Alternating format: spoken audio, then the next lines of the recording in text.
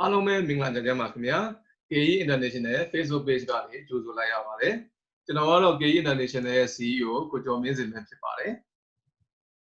ကျွန်တော်တို့ဒီနေ့ဆွေးနွေးသွားမယ်အကြောင်းအရာလေးကိုမပြောခင်မှာဆက်စောတော့များ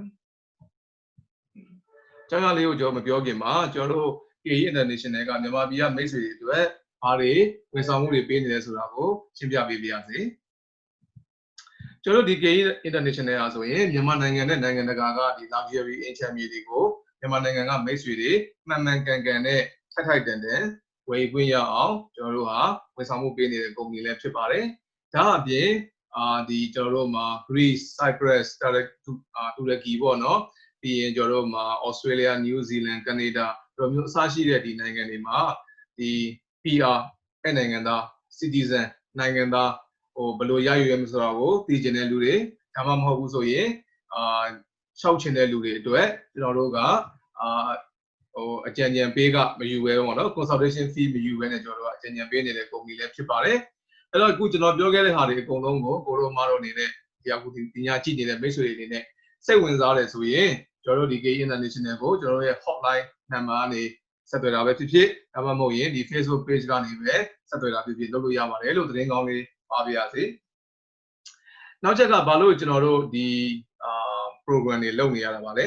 ဘာလို့ကျွန်တော်ဒီလုပ်ရလဲဆိုတော့ကျွန်တော်ဒီနိုင်ငံတကာက program တွေကျွန်တော်တို့တစ်ပတ်တစ်ခါအများနဲ့လုပ်ပါတယ်အရင်တုန်းကတော့တစ်ပတ်တစ်ခါလုပ်ခဲ့ပါတယ်ဘာလို့လုပ်ရလဲဆိုတော့ကျွန်တော်တို့မြန်မာပြည်မှာမိတ်ဆွေတွေအများကြီးရှိပါတယ်အချို့ကြတော့နိုင်ငံခြားမှာအိမ်ဝယ်ခြင်းနဲ့ဒါပေမဲ့ဘယ်လိုဝယ်ရမှန်းမသိဘူးသူတို့လမ်းမသိဘူးပေါ့နော်ဘယ်သူကိုယုံရမှာလဲဘယ်သူကိုမယုံအောင်လဲဒါကိုသိခြင်းနဲ့အချို့ကြတော့လဲအခုချိန်မဝယ်သေးဘူးနောက်ထပ်၄-၅နှစ်မှဒီလိုမျိုးပြောင်းမှန်းထားတဲ့အိမ်မက်တွေပါတယ်ရှိတယ်အဲ့ဒါဆိုရင်လည်းခုလေးကတည်ထားတော့ပါဖြစ်တယ်ဘယ်လိုလုပ်ရမလဲဈေးတွေဘယ်လောက်ရှိလဲဘယ်လိုဥပဒေတွေရှိလဲဆိုတော့သူတို့သိသွားမှာဖြစ်ပါတယ်ဒါအပြင်ဘာဖြစ်လဲဆိုတော့ကျွန်တော်တို့အနေနဲ့ဒီအချို့ကြတော့လည်းဘာမှမဟုတ်ဘူးဒီချိန်ကဒါဘူးသူသားရှာရမယ့်အချိန်ဖြစ်ပါတယ်ကျွန်တော်တို့ဒီ COVID-19 ကြောင့်ဒီအိမ်မှာနေရတယ်ဒါပေမဲ့အချို့ကြဘူးသူသားအသစ်တွေလိုချင်တဲ့ဘာဖြစ်ဖြစ်လက်ဖက်ရည်ဝိုင်းလေးမှာအိမ်မှာစကားဝိုင်းပြောရင်းနဲ့ကိုယ်ကဒီဘူးသူသားတွေရတော့ကိုကအများကြီးလူစကားပြောလို့ရတာပေါ့နော်အဓိကကတော့ဒါပါပဲအဲ့ဒီအတွက်ကြောင့်ကျွန်တော်တို့ဒီဟာတွေကိုရည်ရွယ်ပြီးတော့ကျွန်တော်တို့ဒီ K.A.E International ကနှစ်ပတ်တစ်ခါဒီနိုင်ငံတကာကဒီ 𝐕 တွေစိတ်ဝင်စားစရာကောင်းတဲ့ဟာတွေကိုကျွန်တော်တို့ကခေါ်ပြီးတော့ဒီဟာတွေကိုအားလုံးရှေ့မှာ interview လုပ်ဆွေးနွေးပေးနေခြင်းဖြစ်ပါတယ်လို့ကျွန်တော်ပြောပြပါသေးခင်ဗျာကဲအဲ့ဒီတော့ကျွန်တော်တို့ဒီနေ့ program လေးကိုစလိုက်ရအောင်ဒီနေ့ program ကတော့ဗာလဲဆိုတော့ဒီ Singapore property update ပေါ့နော် market update ပေါ့အဓိကတော့အခုစင်ကာပူနိုင်ငံမှာဒီဈေးကွက်တွေဈေးကွက်အင်ချမ်းမြေဈေးကွက်ဘာဖြစ်နေလဲတော့ကျွန်တော်သိကျင်တယ်အရင်တော့ဘာတွေဖြစ်နေလဲအခုကိုဗစ်အချိန်မှာဘာတွေဖြစ်နေလဲလူတွေဝင်နေကြလားလူတွေမဝယ်ဘူးလားဈေးတွေကျနေတာလားဈေးတွေတက်နေတာလားဈေးတွေတက်နေတာလားပေါ့နော်ဒါမျိုးတွေကိုကျွန်တော်တို့ဒီနေ့ဆွေးနွေးသွားမှာဖြစ်ပါတယ်အဲ့တော့ကျွန်တော်ဒီတစ်ပတ်ရဲ့ VIP guest ကတော့စင်ကာပူနိုင်ငံဒီ Orange Tea and Thai company တော့ agency company ရဲ့ associate director senior associate director Mr. Amando ပဲဖြစ်ပါတယ်အားလုံးကိုသူနဲ့မိတ်ဆက်ပေးပြရစီနော် Okay good evening Mr. Amando how are you Good evening James I'm doing great thank you how about you Oh great we have been thank you for the opportunity we are stuck at home due to COVID yes. But we're trying to do this kind of program and to yes. make sure that our viewer they they, at least they know something or about the new knowledge that they can gain. So really, thank you so much for joining us tonight. I really appreciate it. My pleasure. Yeah, my pleasure. Great. I hope your viewers will learn something that is beyond whatever we see every day in the news. Definitely. သူကြောင့်ကျွန်တော်လည်းပြောပြရစီခင်ဗျာ Mr. Amando ဆိုရင်သူက2009ခုနှစ်ထဲကနေသူကဒီအင်ချမ်းမြေဈေးဘက်ကိုသူကရောက်ရှိလာခဲ့ပါတယ်စင်ကာပူမှာသူကစခဲ့ပါတယ်နောက်ချက်ကဘာလဲဆိုတော့သူကအဓိကတော့ဒီနိုင်ငံတကာကတထေးတွေပေါ့နော်တထေးတွေအကုန်လုံးကိုစင်ကာပူမှာဘယ်လိုရင်းနှီးမြှုပ်နှံမယ်ဘယ်လိုမှပဲနေမှာဘယ်လိုငှားရအဆင်ပြေမလဲအဲ့လိုမျိုးပေါ့နော်ဘာလို့ဒီတစ်ကမ္ဘာလုံးကသူကစင်ကာပူရဲ့အင်ချမ်းမြေပေါ့နော်ဒါပေမဲ့စင်ကာပူရဲ့စီးပွားရေးသူတို့ကပတ်စံရှိရင်သူတို့ကရင်းနှီးမြှုပ်နှံခြင်းကြပါတယ်ဘာလို့စင်ကာပူကဘာဖြစ်လဲသူကတန်ရှင်းတယ်တက်ရက်တယ်ဥပဒေတွေကခိုင်မာတယ်အနေရကင်းတယ်ပေါ့နော်ဒါတော်များဒါသိပြီးသားဖြစ်ပါတယ်အဲ့အတွက်ကြောင့်ဒီပတ်စံရှိတဲ့ဒီအရှေ့တောင်အာရှရောဒီအာရှရောအခြားဒီကမ္ဘာအခြားနိုင်ငံတွေအကုန်လုံးကလည်းဒီလိုမျိုးစင်ကာပူမှာဘယ်လိုရင်းနှီးမြှုပ်နှံလဲဆိုတာကိုသူကလူပေါ့တကယ်ကိုတက်ကြွတဲ့လူတကယ်ကိုယုံကြည်ရတဲ့လူလို့ပါတယ်အဲ့ဒါကို Mr. Amando က 2009သူကစပြီးလုပ်ခဲ့တာဖြစ်ပါတယ်အခုဆိုလည်းသူကဒီ Orange Tea and Thai ဆိုတဲ့ဒီ company ရဲ့ senior associate director ဖြစ်ပါတယ်အဲ့တော့သူ့ကြောင့်တော့နည်းနည်းရှင်းပြပြီးသွားပြီအဲ့တော့သူ့ရှေ့ကနေကျွန်တော်သူ့ကိုမေးခွန်းတွေမေးသွားမယ်ဘာခုနပြောခဲ့သလိုဒီမေးခွန်းတွေမေးသွားမယ်အဲ့အတွက်ကြောင့်သူကလည်းဒါ Singapore ရဲ့ဒီ property expert ဖြစ်တဲ့အတွက်ကြောင့်သူကလည်းကျွန်တော်တို့လိုချင်တဲ့ဘူးသူသားအသက်တွေဘူးသူသားအမှန်တွေကိုပေးမယ်လို့ကျွန်တော်ယုံကြည်ပါတယ်ကဲအဲ့သူ့ကိုမေးခွန်းလေးတွေစပြီးတော့မေးလိုက်ကြရအောင်နော် Okay all right Mr. Mando I think I have tell them what they need to know and about our agenda for tonight interview so let me so we will not keep you waiting I will start to ask you questions that maybe our viewer want to know tonight okay all right all right firstly perhaps I'll take the opportunity to thank you again James for the opportunity I think this is my honor to talk to your Myanmar viewers this is my first time ever basically I've been serving a lot of overseas clients, mainly from Indonesia, China, or Malaysia. But I would say this is the first time I'll talk to the Burmese viewers of yours. Great. I think I'm glad. I think this opportunity. I think when I flashback, I think the similarity of you and I, because we studied in Singapore when we were young. So we give your viewers the perspective of investing in Singapore from the overseas investor's point of view. Yeah, definitely. I think that's the reason why I think we invited you because you are very knowledgeable in all these areas. Thank you. Let me translate a bit. Yeah, that you are greeting to our viewer. So Mr. Mando ကတော့ပြောရတာသူ့အနေနဲ့ဒါကျွန်တော်ဖိတ်ပေးတာကျေးဇူးအများကြီးတင်ပါတယ်တဲ့သူဒါပထမဆုံးချိန်တာလိုမျိုးဒါလုပ်ခုတာပေါ့နော်ကျွန်တော်တို့ ਨੇ ဒီမြန်မာကျွန်တော်တို့လိုဒီကြည့်နေတဲ့ဒီမြန်မာပေးသက်တွေအနေနဲ့ပေါ့နော်အဲ့ဒါကြောင့်လည်းသူ့ကိုဖိတ်ခေါ်ပေးတာကျေးဇူးတင်တယ်သူကတော့ဟိုငယ်လေးတွေကစင်ကာပူမှာနေခဲ့တဲ့အင်ဒိုနီးရှားလူမျိုးဖြစ်ပါတယ်ဟုတ်တယ်ပေါ့နော်အင်ဒိုနီးရှားတရုတ်လူမျိုးပေါ့နော်ဒါပေမဲ့စင်ကာပူနိုင်ငံသားဖြစ်နေပါပြီကျွန်တော်ငယ်ချင်းပါပဲအဲ့တော့သူနဲ့ကျွန်တော်နဲ့ကတော့နည်းနည်းခက်စစ်စစ်ရှိတယ်တဲ့ဘာလို့ဆိုငယ်တွေကဟိုစင်ကာပူမှာအကြောင်းတွေတက်ခဲ့တဲ့နိုင်ငံခြားလာပြီးတော့ပေါ့နော်အဲ့ဒါလေးအပြင်သူကအခုလက်ရှိမှာအင်ဒိုနီးရှားကလည်းတထေးတွေမလေးရှားကတထေးတွေတရုတ်ပြည်ကတထေးတွေပေါ့စင်ကာပူမှာဘယ်လိုအင်ချမ်းမြန်မာရင်းနှီးမြှုပ်နှံအောင်လုပ်ခဲ့တဲ့ကြောင့်သူ့ရဲ့ဒီ knowledge တွေပေါ့နော်သူ့ရဲ့ experience တွေသူလုပ်နေတဲ့အလုပ်ရဲ့ experience တွေကိုသူအားလုံး share ပေးနိုင်ပြီလို့သူထင်ပါတယ်လို့ပြောပါတယ် Okay I think this is really helpful thank you for your input this is great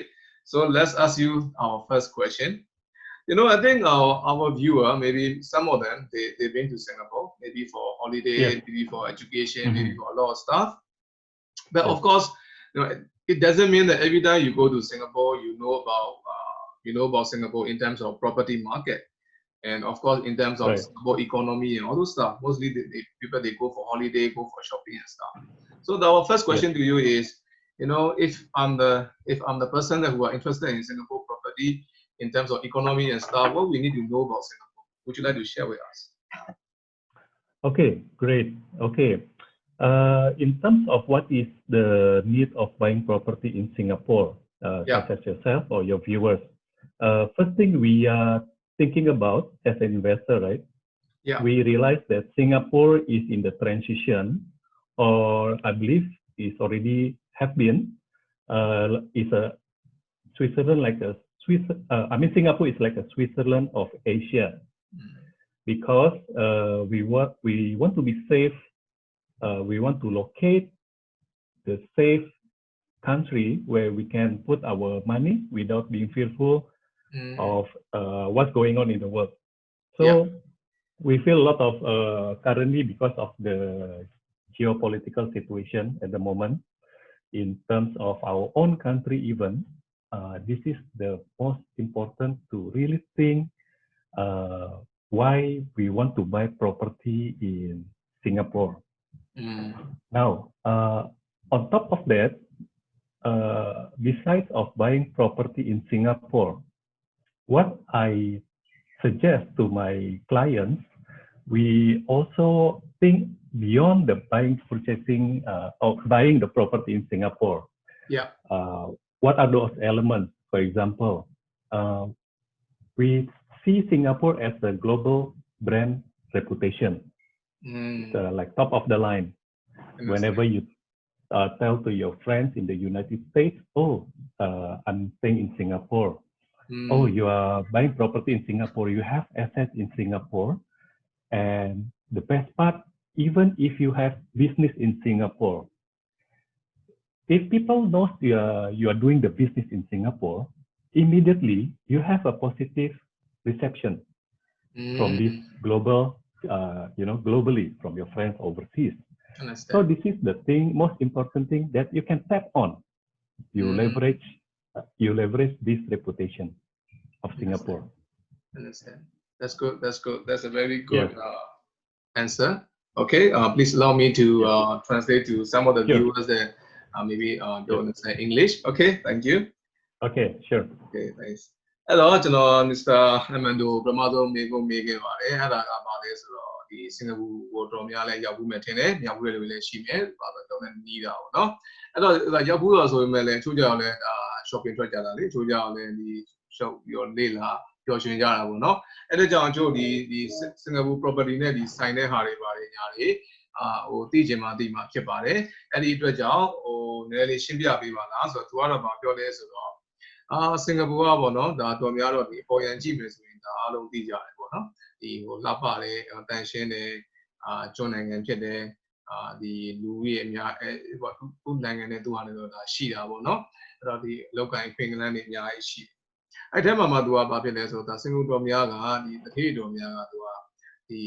စင်ကာပူမှာသူတို့အိမ်ဝဲတယ်ဆိုရင်သူတို့အနေနဲ့ဟိုအထင်ကြီးခံရတယ်ဟိုလူတွေကဟိုဒါကိုလှုပ်ချင်ကြတယ်ဘာလဲဆိုတော့စင်ကာပူကသူကဒီဥရောပနဲ့ရှင်တယ်ဆိုရင်ဥရောပတစ်ခုလုံးမှာလူတွေဟိုယုံကြည်တယ်စိတ်ချတယ်ခိုင်မာတယ်ဆိုတာကသူကဆွစ်ဇာလန်နိုင်ငံရှိတယ်အဲ့ဒါသူကဘာဖြစ်တော့အာရှမှာသူကဆွစ်ဇာလန်နိုင်ငံလိုဖြစ်နေတယ်သူအကုန်လုံးကဟိုသူကဟိုကောင်းနေတယ်အကုန်လုံးဟာအကောင်းဘက်မှာသူအများဆုံးရှိတယ်အဲ့တော့လူတွေတော်များများကဟိုမှာဥရောပမှာဂျာမနီတို့ပြင်သစ်တို့ဒီနိုင်ငံကြီးတွေမှာဆွစ်ဇာလန်မှာသွားပြီးရင်းနှီးမြှုပ်နှံတယ်လို့ဒီအာရှရောဒီကမ္ဘာလူတွေကဒီစင်ကာပူမှာရင်းနှီးမြှုပ်နှံနေကြတယ်အဲ့အတွက်ကြောင့်တစ်ခါကြရင်သူတို့မှာဟိုကျောင်းထင်တာတော့စင်ကာပူကိုသိရမလားဒီမှာစင်ကာပူထက်နေတဲ့နေတဲ့နိုင်ငံတွေပေါ့မှာစီးပွားရေးရပါရနေတဲ့နိုင်ငံတွေ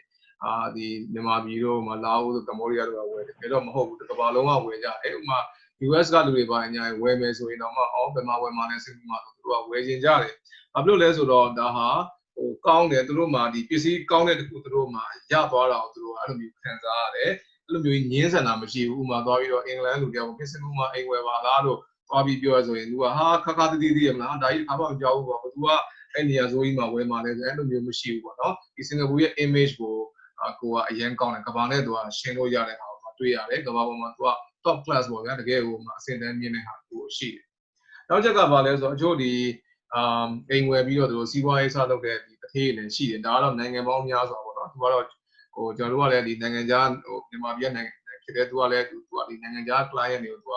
ဟိုလိုက်ပြီးတော့ဟို service ပေးတဲ့လူတယောက်ဖြစ်တဲ့အတွက်ကြောင့်သူကလည်းဒါသိတယ်ပေါ့နော်အဲ့ဒါကြောင့်ဘာဖြစ်လဲဆိုတော့အချို့နိုင်ငံတွေမှာဒီနိုင်ငံမှာသူအရင်ချမ်းသာတယ်အရင်ကျွဲဝါတယ်အရင်နာမည်ကြီးတို့ညာလဲဒီနိုင်ငံကထွက်လာရင်သူချားနိုင်မှာဒီသူ့ရဲ့နိုင်ငံကြောင့်လည်းလေမျက်နှာငယ်ရတာရှိတယ်ညှိုးငယ်ရတာရှိတယ်ပေါ့နော်ကိုတော်ကြောင့်တက်ကြောင့်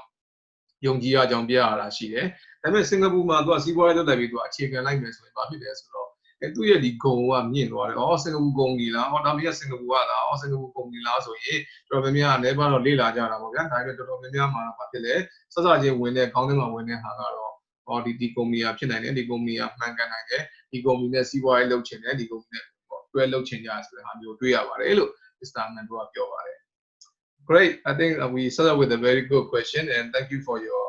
answer. So I will have a second question. Which is again on Singapore property, and so now we know that maybe beginning of I think this year, I think probably by January or February, we have this pandemic, COVID-19. But before that, what is the market situation, the Singapore property market situation at that moment before COVID-19? It is doing well, it is struggling, or is the price going up, going down, stay the same? I don't know. Would you like to share with us? Sure. To summarize what happened before the COVID on the Singapore property market, we kind of have the feeling that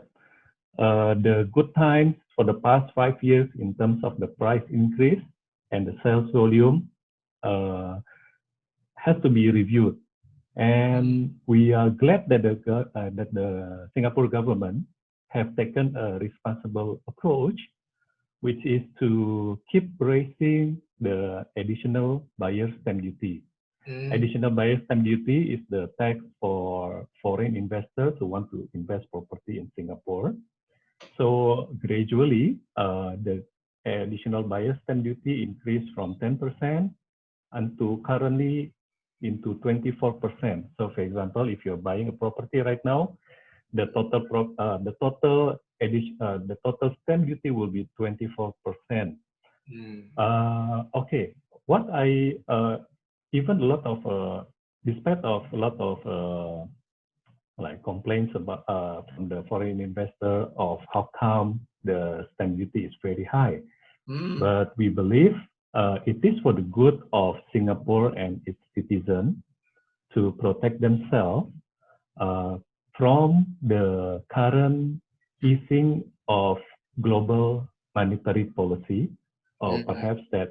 we call it at a simple term is printing the money by the U.S. central bank and many other governments all over the world. So I believe that the government is taking a lot of responsibility measure to protect these currencies to come into Singapore. Okay. Because if they allow it, the market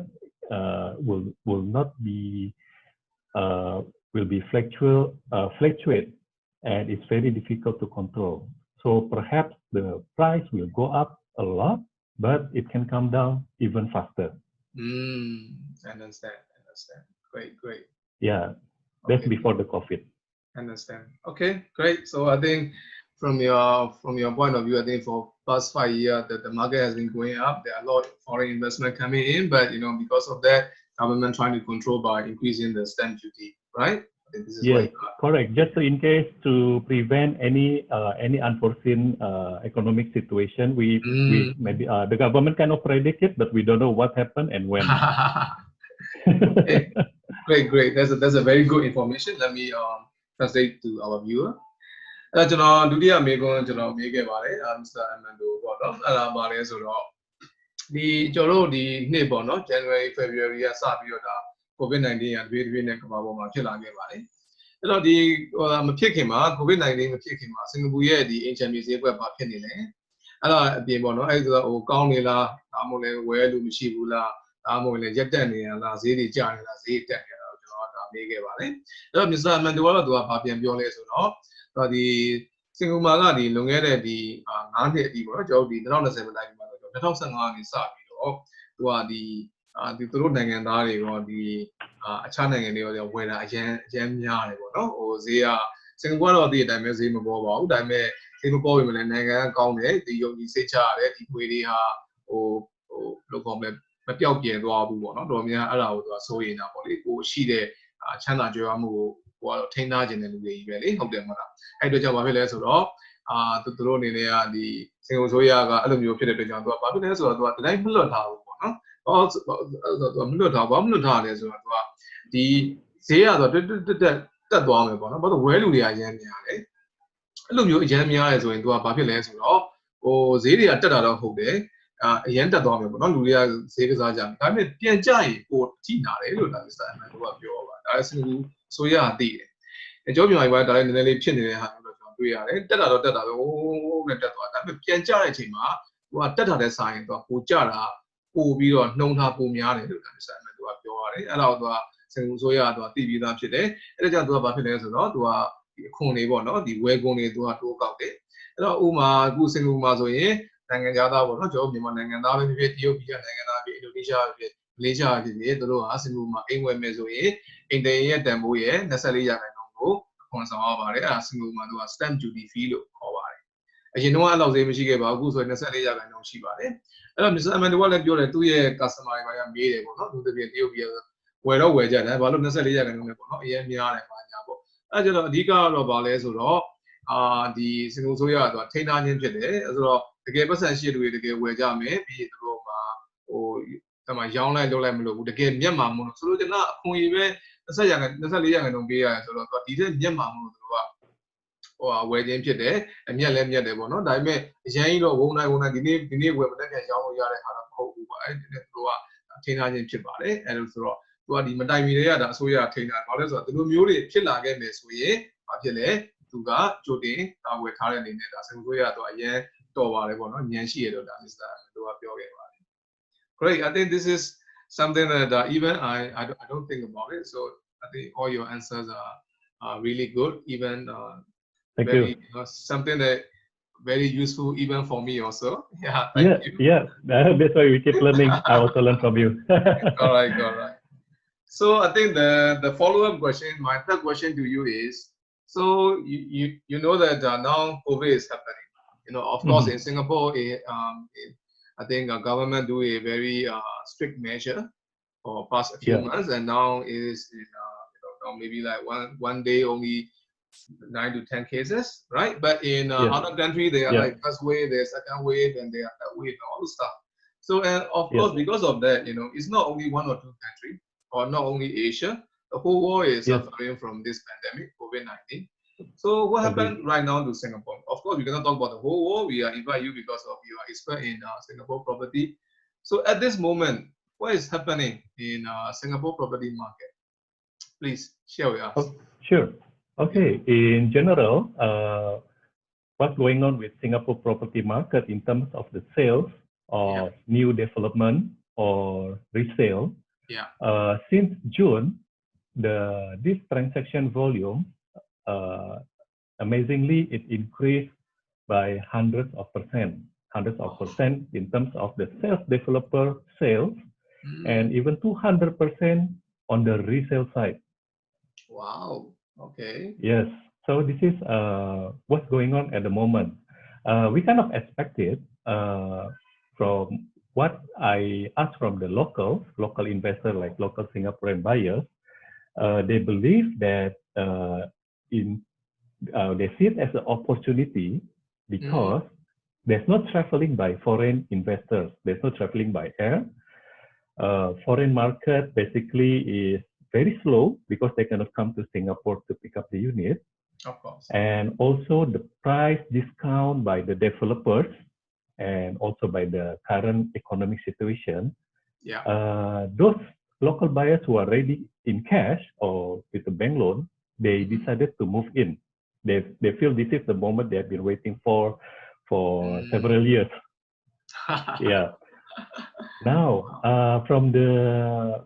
current property market, of course, we have to look not in terms of the foreign buyers also, like us, but we also want to know what is happening on the developer side, the one who built the house. So this is what I take the summary of what's going on with the business at the moment. The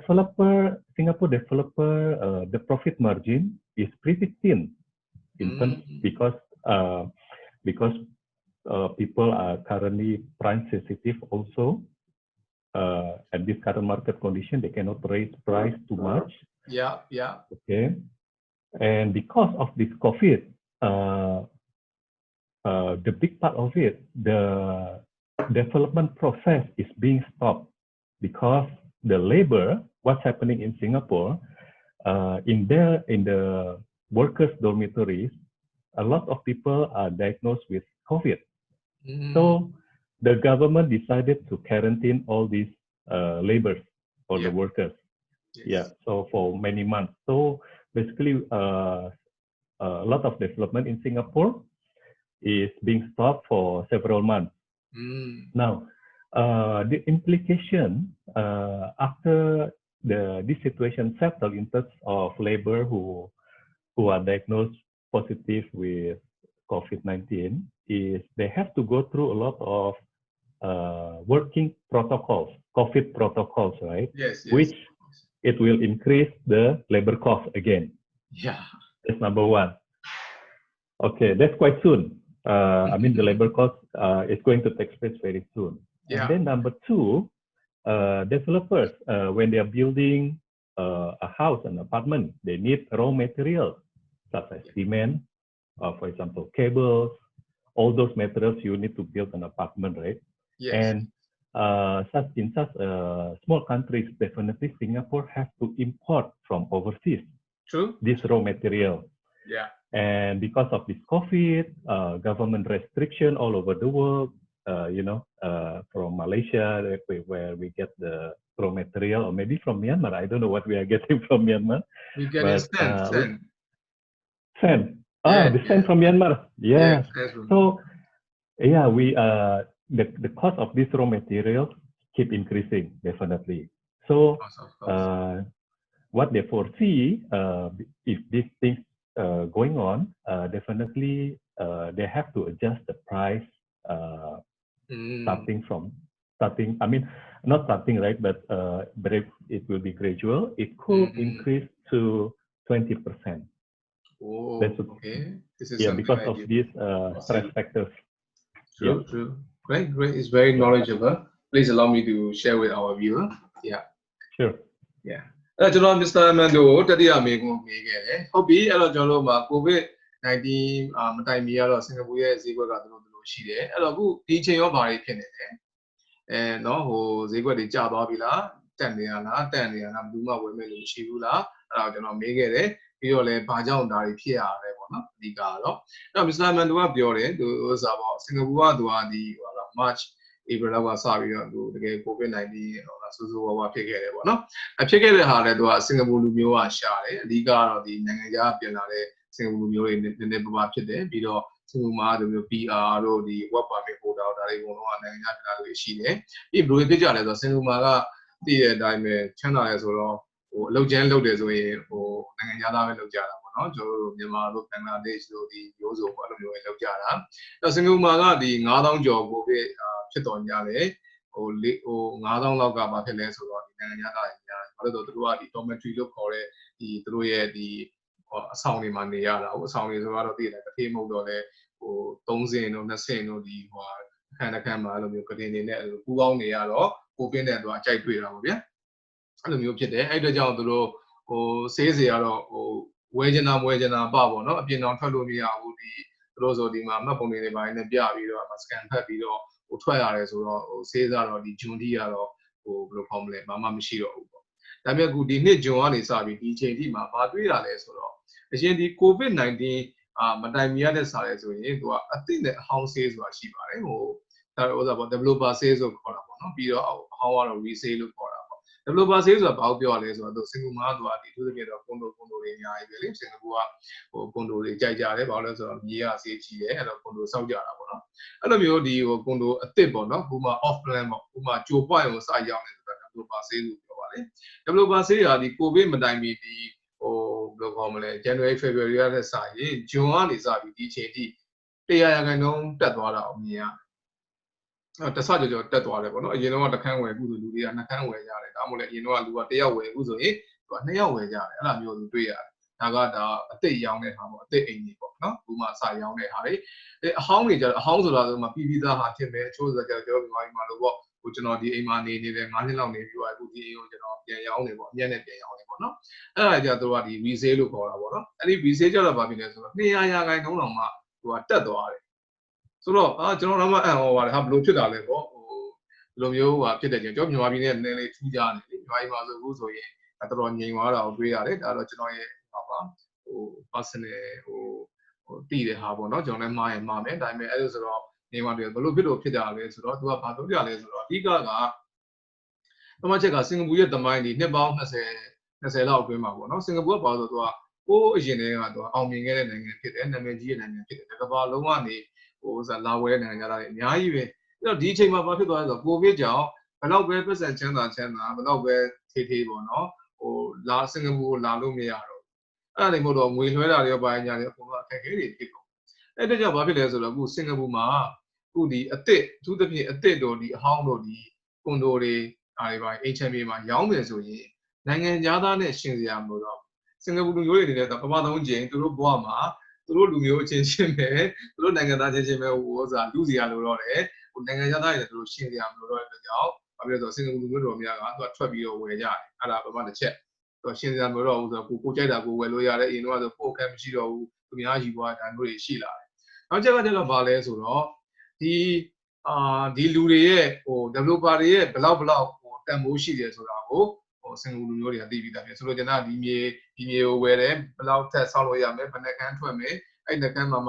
ဘယ်လိုတွေအခွန်ဆောင်ရတယ်ဘာ construction cost ပေါ့နော်ဆောက်လုပ်ရေး cost ကဘယ်လောက်ကျမယ်ဒါတွေအကုန်လုံးဟာလူတွေကသိပြီးသားဖြစ်တယ်အဲ့ဆိုတော့သူတို့ဒီဈေးနဲ့ရောင်းနေဆိုရင်ဘာဖြစ်လဲဆိုတော့သူတို့အမြက်ကတေးသေးလေးပေါ့နော်တကယ်ကိုဘာမှမရှိတဲ့အမြက်ပေါ့နော်သူတို့အများကြီးစူးစမ်းပြီးတော့ဒီချိန်မှာအမြက်အများကြီးနဲ့ရောင်းလို့မရဘူးပေါ့နော်အဲ့ဒါကြောင့်အမြက်နည်းနည်းနဲ့ပဲရောင်းရတဲ့အတွက်ကြောင့်လူတွေကသိပြီးသားဖြစ်တယ်ဥပမာတသိန်းနဲ့ရောင်းနေဆိုရင်9,900ကဒါသူ့ရဲ့အရင်ဖြစ်တယ်တဲ့ကြောင့်1000လောက်ပဲမြက်တယ်9,900လောက်ရင်းနှီးထားပြီး1000ပဲမြက်နေဆိုတော့ဒါပေမဲ့သူတို့လည်းဒီလိုမျိုးရောင်းမှရပြီးတော့လူတွေကဒီချိန်မှငါမဝယ်ဘူးဒီချိန်မှငါပြိုင်ဘက်လည်းမရှိဘူးနိုင်ငံသားလည်းမရှိဘူးမြန်မာပြည်လည်းတော့မတူဘူးပေါ့နော်မြန်မာပြည်မှာနိုင်ငံသားမရှိပါတော့ကျွန်တော်သေချာဥပဒေတွေမလုပ်ထားနိုင်ဘူးအဲ့ဒါကြောင့်ဘာဖြစ်လဲဆိုတော့ဒီစင်ကာပူမှာတော့ဒါတွေကရိုးဟုတ်တာပေါ့ဖြစ်တဲ့ကြောင့်ပထမဆုံးအချိန်မှာသူတို့ပြိုင်ဘက်တကဘာလုံးနဲ့ပြိုင်ဘက်မရှိတော့ဘူးသူတို့အချင်းချင်းပဲပြိုင်ဘက်ရှိတယ်ကိုကြိုက်တဲ့ခံဝယ်လို့ရတယ်ဈေးနှုန်းကပိုတက်တာတယ်နောက်တစ်ချက်ကဘာလဲဆိုတော့ဒီအခုဒီကိုဗစ်ကခုနပြောခဲ့သလိုပဲထိသွားတာစင်ကာပူလူမျိုးတွေထိတာမဟုတ်ဘူးအဲ့မှာအလုပ်လုပ်နေတဲ့လုပ်ကျန်းလုပ်နေအထူးသဖြင့် construction မှာအလုပ်လုပ်နေတဲ့ဒီဝန်ထမ်းတွေနိုင်ငံသားတွေကိုထိသွားတာဖြစ်တယ်အဲ့လိုမျိုးဖြစ်တော့ဘာဖြစ်လဲဆိုတော့အကုန်လုံးဟာအလုပ်တွေအကုန်လုံးရှက်လိုက်ရတယ်ဒီအချိန်မှာတော့အလုပ်ပြန်စဖို့ဆိုတာမလွယ်ဘူးအထူးသဖြင့်ဒီမျိုးဆောက်လုပ်ရေးမှာလူပိုလိုတဲ့ဆောက်လုပ်ရေးကဏ္ဍတွေတော်တော်လေးဖြစ်သွားတယ်အဲ့ဒီမျိုးချို့ကြတော့လည်းဆေးကုသပေးရတာတွေပါရှိတယ်ချို့ကြတော့လည်းပြန်တို့တာပြီးရင်ပြန်မဲ့လူတွေရှိတယ်ချို့ကြတော့လည်းဘယ်လိုခေါ်မလဲဒီလူတွေကိုအများအားဆေးစစ်နေရတာတွေ့ရတယ်ပေါ့နော်အဲ့ဒါကြောင့်သူကဒီဆောက်လုပ်ရေးကုမ္ပဏီအနေနဲ့ဘာပြဿနာတက်သွားလဲဆိုတော့သူကအစ်စ်ပဲယူသူကအဟောင်းပဲရှိသူကအများအားသူကဒီလူတွေကိုဒီယောဂမပြန့်ပွားအောင်သူကဘာဖြစ်လဲဆေးတွေကအများအားစစ်နေရတယ်စင်ကာပူဆိုရကအရင်တင်းကျပ်တော့လေစစ်တော့ဘာဖြစ်လဲဆိုတော့ဒီဝန်ထမ်းတွေကိုခန့်ထားတဲ့ကုမ္ပဏီတွေကသူအကုန်ကြားစိတ်တွေအများကြီးဖြစ်သွားတယ်ဟုတ်ကဲ့အဲ့တော့ကုန်ကျစရိတ်တွေအများကြီးဖြစ်တော့ပိုကုန်လာတာပေါ့နော်အရင်တော့ကတသိန်းကုန်မယ်ဆိုအခုဆို4-5သိန်းလောက်ပိုကုန်လာတော့တွေ့ရတယ်အစ်စ်ခေါ်လဲသူကကုန်ဦးမှာပဲအစိုးရကသူကဒီယောဂကိုမပြည့်အောင်သူကစစ်ခိုင်းတယ်နောက်တစ်ခုကတော့ဘာလဲဆိုတော့စင်ကာပူနိုင်ငံကအရင်ချစ်တဲ့နိုင်ငံဖြစ်တယ်အရင်တိုးတဲ့နိုင်ငံဖြစ်ဒါပေမဲ့သူ့မှာထုတ်ကုန်ဆိုတာမရှိဘူးဆိုလိုချင်တာကသူ့မှာဘီလက်မြေတွေမှာရတယ်သူကမထုတ်ဘူးဟုတ်တယ်တော့သူကအုတ်ခဲတွေပါသူကညမထုတ်ဘူးအဲ့လိုဆိုတော့ဒီပစ္စည်းတွေအကုန်လုံးကသူကနိုင်ငံခြားကနေဝယ်ရတယ်အဲ့လိုဝယ်တဲ့အချိန်မှာဘာဖြစ်လဲဆိုတော့အခုချိန်မှာအကုန်လုံးကမ္ဘာတဝန်းလုံးမှာရှိတဲ့ကုန်ဆက်သွယ်ရေးတွေအကုန်လုံးကပြက်ပြားကုန်ပြီရင်တော့ဒီလောက်နဲ့ပတ်စံပေးပြီးတော့မှာလို့ရတယ်တပတ်အတွင်းမှာရမယ်ဟာအခုဆိုရင်3ပတ်လောက်လဲစောင့်ရမယ်ကုန်ကျစရိတ်ကလည်းပိုများလာဒါတွေကိုစင်ကာပူလူမျိုးတွေကသိပြီးသားဖြစ်တယ်အဲ့တော့ဘာဖြစ်မလဲဆိုဒါတွေကချက်ချင်းဈေးနှုန်းတွေကတက်သွားမှာတော့မဟုတ်ဘူးပေါ့နော်ဒါဖြည်းဖြည်းချင်းတော့ဘာဖြစ်လာမလဲကိုဗစ်ပြီးသွားလဲပြီးတယ်ပဲထားပါတော့ဖြည်းဖြည်းနဲ့သူကဆက်ပြီးတော့ဈေးတွေကထပ်တက်လာမှာဖြစ်တဲ့ကြောင့်စင်ကာပူမျိုးတွေကဘာဖြစ်လဲကြိုင်မဲ့မရှိသူတို့ချင်းချင်းပဲဝယ်ကြလို့တယ်ပြီးရင်အမြက်လည်းအများကြီးစားလို့မရတော့သူကသိပြီးသားဖြစ်တယ်ပြီးလဲပြီးရောပါဖြစ်လေသူတို့ဒီချိန်မှာဒီငွေရှိလို့သူတို့မှာမဝယ်ဘူးစောင့်နေမယ်ဆိုရင်နောက်ခါကျရင်ဒီဟာတွေအားလုံးပေါင်းလိုက်မယ်ဆိုရင်ကုန်ကျစရိတ်တွေကပိုများလာတဲ့ကြောင့်သူတို့ကဒီချိန်မှာရင်းနှီးမမြုပ်နှံဘူးဆိုရင်ဘယ်တော့မှရင်းနှီးမမြုပ်နှံမှာမဟုတ်တော့ဘူးအတွက်ကြောင့်သူတို့ဝင်တာဖြစ်ပါတယ်လို့ Mr. Amnon ကပြောသွားပါတယ် Well this is because I used to do Singapore property market with you yes and now this is something really good because now we know why because in the news I always try to follow up on Singapore news and stuff and of course I know that there are people buying but yes. I don't really know why they are buying so but now me and the viewer tonight we know why people are queuing up to buy okay so I think the question is that okay for the next question that I want to ask is from Myanmar citizen from Myanmar our viewer tonight if they are thinking of investing in Singapore right now so you think it's a good market it's a good time to invest although Singaporeans are buying okay sure okay with this question right I think I want to try to explain in the broader spectrum as I normally talk to my overseas investor for example like Indonesia right it's not just because I have money I want to invest where but of course we want to know why we are investing at the first place right for example in our demographic population for example when we are 40 years old or am I 60 years old or am I 70 years old so basically it's like this James normally I mean not normally but in the past right or even before COVID I kind of draw back a time frame of overseas investor buying property in Singapore for example Indonesian those are the people who are normally 50 years old and above. They still want to buy properties, asset accumulation in terms of real estate overseas. And then I also noticed when they are 70 years old, they stop buying properties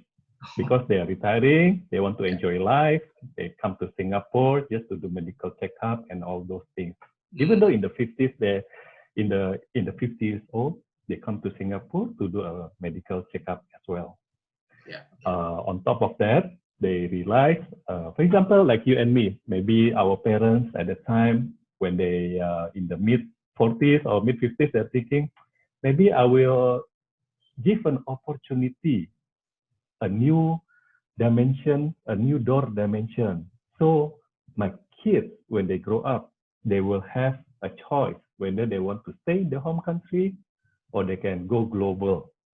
So these are the parents who already think far ahead to give the additional advantage for the kids. Understand. Yeah, so that's what I mean. So, and then my time frame at the time, perhaps, I think with this kind of investor mindset, I think they will stop buying properties or gradually decreasing at the year 2030 when they reach 70 years old and above. Majority of this group of buyer, right? But now because of this COVID, James, I think it is being cut short by many years. I think I will say from this year until the year 2022. I think by 2022, majority of investors who have the financial capability in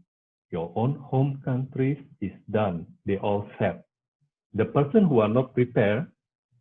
they are left behind in terms of what we see in the future, perhaps the currency situation of Singapore and the local currency, or the government restriction. There will be a lot of restriction, right? Of transferring money and all that. These are the things that we don't know, but I think it's coming fast. Thirdly, if we are looking at our age, our demographic age, 40 years old, I can sense that the purchasing power of overseas investors at our age is actually not only it's not anymore about buying property in Singapore, but how to survive in their own countries. So let alone buying a property in Singapore. So as the investor and as a parent, right? I will say this is the last step. If we want to jump in, better jump in now. Don't wait until 5 years later or longer, because we don't know. Understand. Because of understand you know I'm coming from, right? Currently we have so many variables, not only COVID. Now next year we are predicting even end of the year we want to see how's the U.S. presidential election,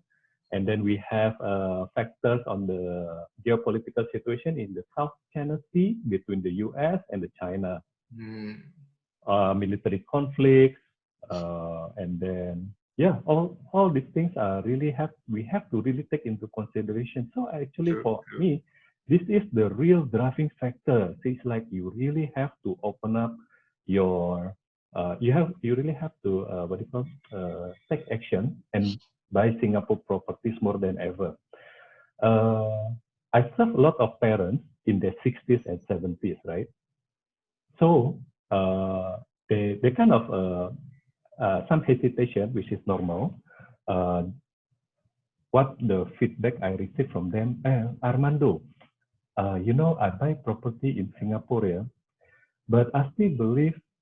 for example, Indonesia is the only place to make money for my kids, for my son and daughter. Okay, this is where the only place to make money, but I kind of disagree at the moment, and then I tell these parents, especially at this current moment, right? Economy, for example, in Indonesia or many other countries affected by this COVID, economy not doing well, and we see a lot of political upheaval, which and then definitely it will affect us as an investor, regardless of your race or with religion or sex. We have to really think about this, yeah. And then I tell my clients, right, actually, you don't have to be afraid of your kids not being able to survive in Singapore or in other countries. Yeah. Because currently the kids are very smart, and now we are doing our business by technology, leverage on the technology. So you don't have to ask your kids to 24-hour sit down on your shop just to become a cashier, or just manage your factory. It all can be done by CCTV. If your kids, when they grow up, later on, they want to check out the factory, they can just come back to Myanmar once a week or just a weekend just to monitor and then come back again. So all this can be done through technology. That's what I mean. But if we keep thinking the conservative way, the kids, really just have to be with me in our home country forever and ever. Yeah. So there's a lot of skill attitude there. Actually, they are withholding the kids from. Instead, for example, for you, you're studying in Singapore. Yeah. At least you have the sense of independence. True. And independent of and what to do next. You have to be on your own. Yeah. Great. Very, very thoughtful answer. Please allow me to explain to our viewer tonight. Yeah. Okay. Sure. အဲ့တော့ကျွန်တော် Mr. Amando သူအရှိန်ပြောသွားတယ်အဲ့တော့မှကောင်းပါတယ်သူ Mr. Amando ပြောတာအရင်ကောင်းတယ်အဲ့တော့မှသူ့ဥစားပေါ့မိကွန်းနံပါတ်၄ခုမြောက်မိကွန်းမေးခဲ့ပါတယ်အဲ့တော့ဒီချိန်ဒီခါမှာတော့မှပေါ့နော်စင်ကာပူမှာရင်းနှီးမြှုပ်နှံတင်လားရင်းနှီးမြှုပ်နှံတင်တယ်ဆိုလဲဘာကြောင့်လဲမဟုတ်ဘူးဆိုရင်လည်းရင်းနှီးမြှုပ်နှံတင်ဘူးဆိုလဲဘာကြောင့်လဲပေါ့နော်သူအဓိကဆိုပြောရတာသူကအချို့ရင်းနှီးမြှုပ်နှံတင်တယ်လို့ထင်တယ်ဘာလို့လဲဆိုတော့ကဘာကြီးကတပြေးပြေးနဲ့သူကပြောင်းလဲလာတယ်တပြေးပြေးနဲ့ပြောင်းလဲမှုကလည်းသူကအရင်မြန်လာတာတွေ့ရတယ်သူ့အနေနဲ့ရောဒီအင်ဒိုနီးရှားကဒီတစ်သေးတွေနဲ့ရောတစ်သေးတွေနဲ့အားနည်းနည်းလေးခက်ဆင်နေဖြစ်တယ်တော်များတွေ့ရတာတော့သူကဒီအသက်အများကြီးမှာသူတို့မှာစင်ကာပူမှာအလုပ်ပေါ့နော်အိမ်တွေကောင်းကောင်းမဝင်နိုင်ဖို့ဆိုတာကသူကတော်စူးစမ်းရပါတယ်အဲ့ဒါမှကျရင်သူကတော်များသူ့ customer တော်များသူအသက်50ဆိုသူကအိမ်တွေပါတယ်သူနိုင်ငံသားမှာစဝဲတယ်ပြီးရင်သူကအသက်80ကျော်သွားရင်တော့ဘလောက်ပဲချမ်းသာဘလောက်ပဲစင်ရင်မဝဲတော့ဘူးပေါ့နော်ဘာလို့လဲဆိုတော့အသက်80ကြာရင်တော့တက်ကြည့်သွားပြီးနားမြင်နားမြင်နေပဲနေတယ်သူနေနေတဲ့နေရာမှာသူနေမှာပေါ့နော်ဒါမျိုးရှိတယ်အဲ့တော့အဓိကကတော့ဘာလို့သူတို့ကဒီအိမ်တွေပါတယ်သူစင်ကာပူမှာဝယ်ရတယ်ဆိုတော့လွယ်လွယ်လေးပဲကိုနေတဲ့နိုင်ငံကိုမကောင်းလို့ပြောတာမဟုတ်ဘူးကိုနေတဲ့နိုင်ငံကောင်းတယ်ဒါပေမဲ့ကိုယ့်ရဲ့သားသမီးကိုဒီကဘာနဲ့ဆက်ဆံခြင်းတယ်ဆိုရင်တော့ဘာဖြစ်လဲဆိုတော့စင်ကာပူနိုင်ငံကကောင်းတယ်စင်ကာပူမှာအုပ်ပြချတာကောင်းတယ်သူသားသမီးကတော့သူမှာမြန်မာပြည်မှာနေလဲနေမယ်အင်ဒိုနီးရှားမှာနေလဲနေမယ်ထို့တူပဲစင်ကာပူမှာနေလဲနေမယ်ဒါပေမဲ့သူကကဘာလုံးနဲ့သူဆက်သွယ်လို့ရတယ်အဲ့တော့အချို့ဒီအမျှော်မြင်ရှိတဲ့ဒီမိသားစုတွေကဒါမျိုးကိုသူတို့ကကြိုတင်လုပ်ထားတာတွေ့ရတယ်အဲ့လိုလည်းရှိတယ်ပေါ့နော်နောက်ချက်ကဘာလဲဆိုတော့မစ္စတာမန်တို့ကလည်းပြောတယ်ပေါ့ဒီမှာမြန်မာရဲ့တတိတွေဖြစ်ပါတယ်မြန်မာပြည်မှာရှားလာပို့လွယ်တယ်မြန်မာပြည်မှာငါသားသမီးတွေဖြစ်ရတာပို့ပြီးအဆင်ပြေတယ်ဒါမှမဟုတ်ဒီမှာမြန်မာပြည်မှာမြေဝယ်မယ်ဆိုရင်ဒီမှာ control မရှိတော့ပေါ့နော်ဆိုရထကြမှုတိတ်မရှိတော့ဖြစ်လေโอเคကြက်တယ်လို့ဝယ်ပြီးရင်ကြက်တယ်လို့ရောင်းလို့ရတယ်ပေါ့နော်အဲ့လိုမျိုးတွေရှိတယ်ဆိုတာဒါလည်းပြောကြပါတယ်ဒါလည်းမှန်ပါတယ်ဒါပေမဲ့သူကဘာပြဿနာရှိလဲဆိုတော့ပေါ့နော်သူတို့တော်များကြုံရတာအခုဆိုရင်ကဘာကြီးကပိုဆိုးလာတယ်အခုဆိုရင်ဒီ pandemic ပေါ့နော်ဒီ COVID-19 ဖြစ်တယ်အဲ့တော့အခုဒီတိတ်ပညာရှင်တွေကလည်းပြောတယ် COVID-19 ပြီးအခြားရောဂါတွေလာအောင်လို့ရှိတယ်အရင်တော့ဆိုထားပါတော့အခုဆိုနှစ်တရာမှာဒါပမာသုံးချိန်လိုမျိုးဖြစ်တယ်ဒါပေမဲ့ဒီမတိုင်မီမှာ Ebola တို့ဘာတို့ညာတို့ဒါတွေလည်းအကုန်လုံးဖြစ်နေတာပဲလေဒါပေမဲ့ဒီလောက်တော့မဆိုးဘူးပေါ့နော်ဒါပေမဲ့ဒီထွေးပြီးတဲ့သူကဒါမျိုးတွေကနည်းနည်းလေးဖြစ်လာတာနဲ့စိတ်လာမှာပေါ့နော်ဒါမျိုးတွေကိုတွေ့ရတယ်အဲ့လိုဆိုတော့ဒါမျိုးတွေရှိတယ်နောက်ချက်ကဘာလဲဆိုတော့အခုမှဒီUS နဲ့ဒီတရုတ်ပြည်ကလည်းသူကဒီပြဿနာရဲ့ဒီ trade war ပေါ့နော်စီးပွားရေးဟာသူကဒါမျိုးတွေဒါလောက်လာတာကိုတွေ့ရတယ်ပြီး technology ပေါ့နော်အခုကျွန်တော်တို့လိုက်မမီတော့ဘူးကျွန်တော်အခုဆိုဒီမှာဆိုရင်ဒီတော့ဆိုသူမျိုးရှင်းပြနိုင်မှာမရှိဘူးအခုဆိုမှကင်မရာနဲ့မှဒီ zoom နဲ့ကျွန်တော်တို့မှဒါလုပ်ပြီးတော့ကျွန်တော်ဒါရှင်းပြလို့ရတယ်ဟုတ်တယ်နော်ဒီမျိုးဒါ Facebook မှာဒီလို live လုပ်လို့ရတာပေါ့ဗျအဲ့လိုဆိုတော့ဒါတွေကပြောင်းလာတယ်အဲ့လိုဆိုတော့ဘာဖြစ်လဲဆိုတော့အဲ့အချိန်မှာမလုပ်ရင်ဘယ်အချိန်မှာလုပ်မှာပြီးတော့ဘာတွေတွေ့ရလဲဆိုတော့ငွေကြေးတယောက်နဲ့တယောက်ပို့မှုတွေတပြည့်ပြည့်နဲ့ပို့ပြီးခက်လာတယ်လွန်ခဲ့တဲ့9နှစ်10နှစ်တုန်းကဆိုရင်ဥပမာစင်ကာပူငွေပို့ရတာလွယ်တဲ့ဘဏ်တွေမှာလွှဲရတာအဆင်ပြေတယ်စင်ကာပူကနေ US ကိုလွှဲမယ် US ကမြန်မာပြည်ပြန်မယ်တပြည့်ပြည့်နဲ့သူအကုန်လုံးကတပြည့်နဲ့လိုက်လာကြတယ်ဒါဘယ်ကပတ်စံလဲတရုတ်ပြည်ကလား US ကလား အင်္ဂလန်ကလာပါလာလို့ဒီနေ့ဖြစ်လာပြီးတော့ပြတဲ့ဟာတွေပြီးနေများလာနောက်ကကျရင်ကိုယ့်အကိုပတ်စံဘယ်လောက်ရှိစင်ကာပူမှာအိမ်ဝယ်ခြင်းမှဝယ်လို့ရတော့မယ်အဲ့လိုမျိုးဘာလို့လဲဆိုတော့ဒီငွေတွေကဘယ်လိုလဲဘယ်ရလဲဘယ်လိုရခါတွေကမျိုးစုံလို့ပေါ့နော်ငွေရမှန်ရင်လည်းမှန်မယ်မှားရင်လည်းမှားမယ်ဒါပေမဲ့ဒီဟာမျိုးတွေကိုတော့အထောက်ထားတွေအများကြီးနဲ့ပြရတော့တွေ့ရတော့ကဘာကြီးကတော့အရင်က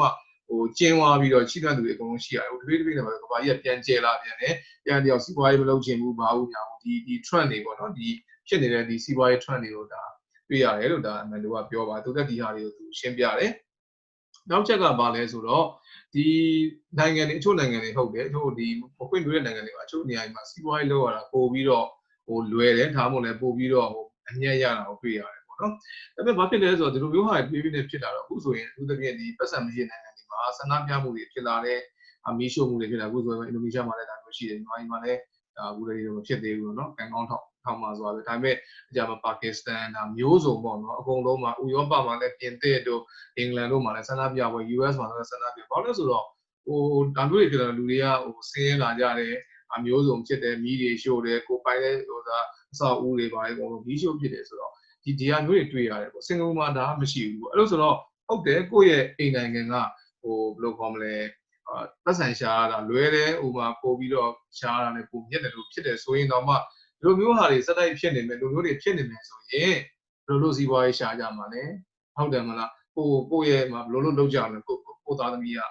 သူတို့ခေရောက်ပဲဆိုဘယ်လိုလုပ်ကြမလဲလို့ဆိုတော့သူမျိုးတေးကြတယ်တီးကြတယ်မှန်ကန်တယ်စေးဖြစ်တယ်ဆိုတော့ဒီလိုနိုင်ငံမှာလောက်ထားမယ်ဆိုရင်ကိုကရှင်းရှင်းပြောရရင်တနေရာထဲမှာကြက်ဥတွေအကုန်လုံးတိတ်ထဲမှာမထည့်ပဲတစ်ချင်းထဲမှာမထည့်ပဲချားနေမှာဒါခွဲထားခြင်းဖြစ်တယ်ပေါ့နော်ဒီလိုမျိုးဟာလည်းဒါစဉ်းစားရမယ်တခါတည်းပဲအရင်တော့ရှေးရိုးပုံစံမျိုးစဉ်းစားလို့မရဘူးလို့ဒါမျိုးစာတို့ကလည်းပြောခဲ့ပါတယ်နောက်ဆုံးချက်ကတော့ဗာလဲဆိုတော့ technology တွေကအရင်ပြောင်းလာပြီဒီလိုမျိုးဥမာအချို့ဆိုရင်မှာ slow စာကြီးတွေရှိတယ်ကိုတထေးသားဆိုတော့တထေးရမှာပတ်စံကန်ရမယ်ဒီမှာစိုးဆိုင်မှာတနေ့10 နာရီဖွင့်တယ်ဆို10 နာရီလို့တထေးသားလေးသမီးရရှိရမယ်ဒါမှမဟုတ်လည်းကိုကမှစက်ယုံကြီးရှိတယ်စက်ယုံကြီးကလည်းဗာဖြစ်တယ်တထေးသားတထေးသမီးရှိမှကိုသားသမီးရှိမှဒါအဖေမေခေအဖိုးဘွားခေတ်ကခေတ်တွေတော့တော့ကိုဆို CC TV ကင်မရာတွေရှိလာပြီဒီ system တွေရှိလာပြီဘလို့ဝင်တယ်ဘလို့ထွက်တယ်ဘလို့တွေကြည့်မယ်ဘသူဘလို့စကားပြောကြည့်ဘလို့ပြောလို့ရတယ်အဲ့လိုဆိုတော့ဥပမာ US ကနေနေပြီးတော့လည်း control လုပ်လို့ရတယ်ထို့တူပဲဘယ်လိုခေါ်မလဲစင်ကာပူကနေပြီး control လုပ်ရတယ်ဒီခေတ်ဒီကာလသားသမီးတွေကမတူတော့ဘူးသားသမီးတွေကကိုယ့်ထက်ပိုတော်မှရမယ်သားသမီးတွေကကိုယ့်ထက်ပိုမတော်ဘူးတို့တပြည့်ဒီ ID ဟာတွေမှာမတော်ဘူးဆိုရင်တဲ့ကိုသားသမီးကဒီရှေ့ခေတ်ဒီအနာဂတ်မှာဘလို့မှသူကရှင်းပြနိုင်မှာမဟုတ်ဘူးပေါ့နော်အဲ့ဒါလေးမိဘတွေကသူကကြိုတင်ပြင်ဆင်ထားပြီးတော့ကြိုတင်လမ်းကြောင်းပေးထားပြီလို့ကိုသားသမီးတွေကတော့ဒါအခွင့်ပေါ့နော်အရွယ်လူနဲ့ဒါအောင်ပြီးမှထင်တယ်မဟုတ်ဘူးဆိုတော့ရှေ့ဟောင်းပဲငါလည်းဒီစက်ရုံမှာထိုင်နေတာမင်းလည်းထိုင်လို့တော့ဒါအဆင်ပြေမှာမဟုတ်ဘူးလို့ဒါမျိုးအမှန်တော့ပြောပါတယ်အဲ့ဒါကြောင့်အများကြီးမဆောင်နဲ့ဒီချိန်မှာလွယ်နေတော့လေအရင်စနစ်ကတည်းကတော့အများကြီးထက်လာပြီဝေတွေတွဲတာတွေကြောင်းတာတွေလိုက်တာတွေအများကြီးဖြစ်လာပြီဒါပေမဲ့နောက်ထပ်4-5 နှစ်ဆိုတော့အများကြီးပိုဆိုးလာဘာလို့လဲဆိုတော့ဒီတရုတ်နဲ့ဒီအမေရိကန်ရဲ့ဒီ trader တွေပါရဲ့ business အစိုးရတွေကအရင်ကျက်လာတာတွေ့ရတယ်လို့ဒါမျိုးအမှန်တော့ပြောသွားပါတယ်အရင်ကောင်းပါတယ်Well, I think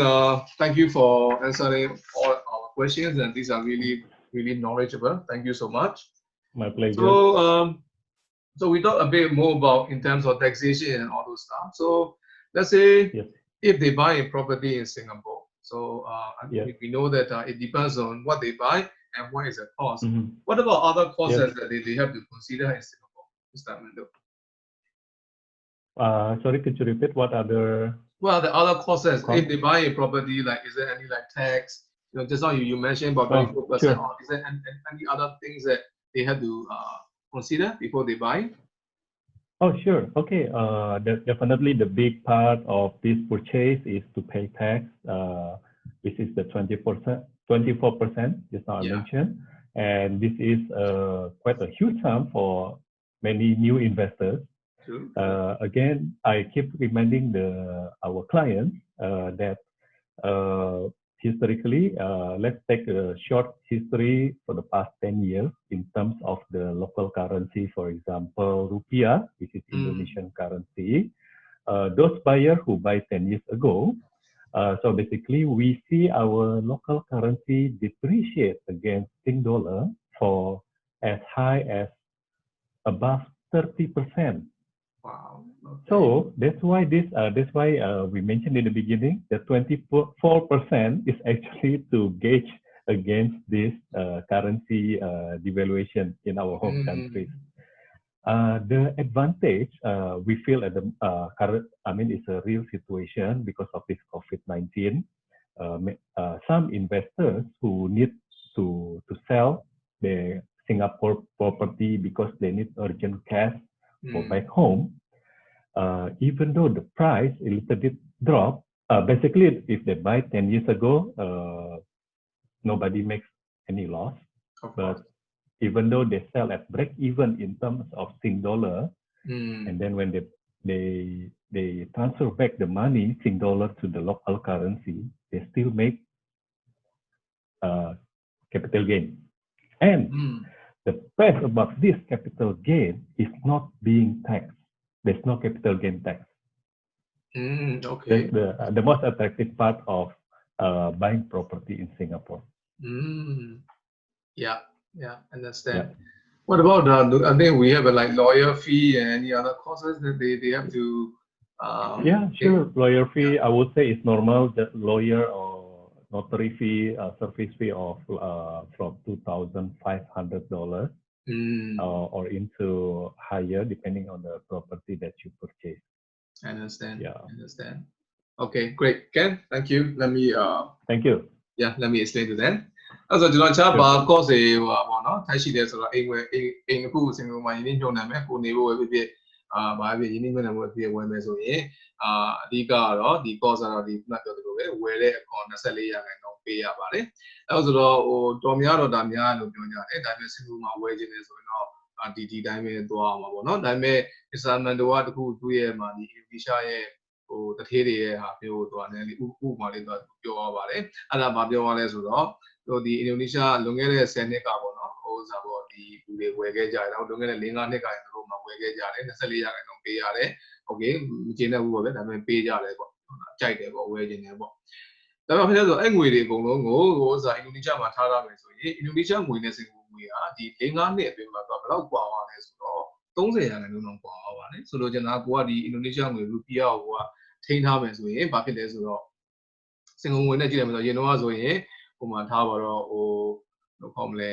ဟို1000ပေါ့ဗျာဒီမှာစင်ကာပူဒေါ်လာဆိုရင်ကိုငွေ1000ပေါ့1000နဲ့ကိုကဝယ်လို့ရတယ်အခုဆိုရင်1300ဖြစ်သွားပါတယ်အဲ့လိုဆိုတော့ဘာဖြစ်လဲဆိုတော့ဟိုငွေမှာငွေသာထားထားမယ်ဆိုရင်ကိုက30%ရှုံးမယ်အခုကျတော့ကိုကအိမ်လဲရတယ်အိမ်အပြင်မှာဖြစ်နေကိုက24%လုံးပဲကိုကဒီလေးကိုခွန်ဆောင်ရတော့ကိုက6%လုံးတော့မြတ်တယ်လို့မျိုးတာဖြစ်ရတယ်ပေါ့နော်ဆိုတော့ဟိုတခါတည်းဟိုရိုးလေးတွေးလို့မရဘူးပေါ့နော်ဒီလိုနီးလန်းပေါင်းဆိုတာတော့တွေးရမှာဖြစ်ပါတယ်အဲ့လိုမျိုးတွေးရတယ်ပြီးတော့သူဒီကြားထဲမှာလည်းသူ့ရဲ့ customer တယောက်ဆိုရင်ဒီကိုဗစ်ဖြစ်တော့ပေါ့နော်ဒါစီးပွားရေးအကြီးအကျယ်လုပ်နေတာလည်းသူကငွေလိုရဆိုတော့သူ့ရဲ့စင်ကာပူအိမ်ကိုသူမှရောင်းတယ်ပေါ့နော်ရောင်းတယ်ဆိုတာအရင်တော့ခက်မြန်လိုတဲ့အတွက်ကြောင့်သူကဈေးကိုအတင်းကြီးတော့သူတင်ပြီးတော့လုပ်လို့မရဘူးအဲ့ဒါသူကဒါရောင်းတော့ဘာဖြစ်လဲဆိုတော့ပထမချက်က